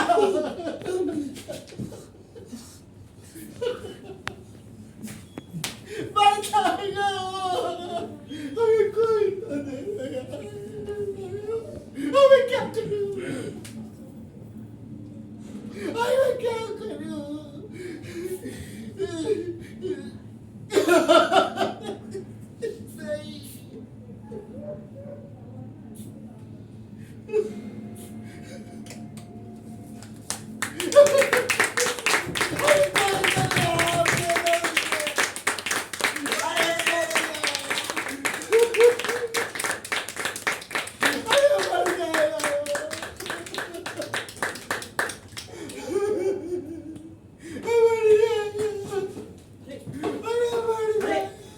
क्या हुआ तुम्हें?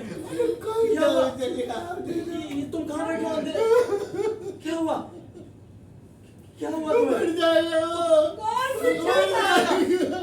कौन मर जाएगा? कौन मर जाएगा? उसकी हालत ठीक नहीं है। जाओ कुछ दवाई मेडिसिन कुछ पीने के लिए। क्या हो गया तुम्हें? कौन मर जाएगा? अरे आज शो है। तुम बोलो यार, आज शो है।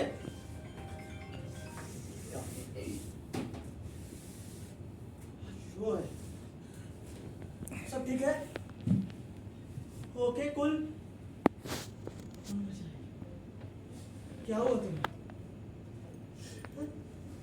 ओके शो है, कूल करो।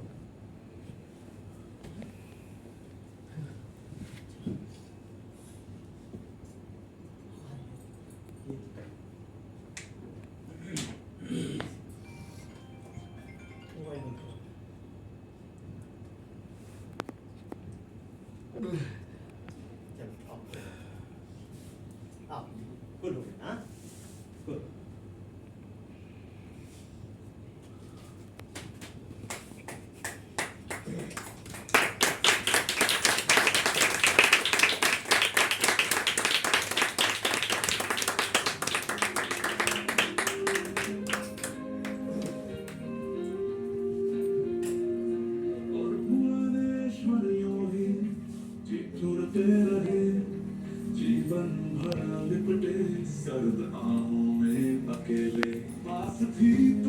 विचारों की आज से कते सकते जिसे हुए बमजदा देख पाए हो एक तार भुवनेश्वरों तर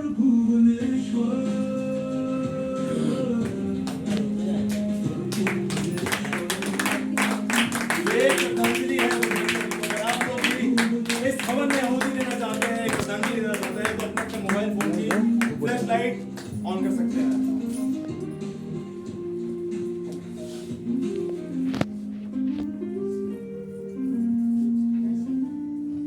और भुवनेश्वरियों ही तारों की आज से कते सकते जिसे हुए बमजदा देख पाए हो शायद ये दूर से ही कहीं आगा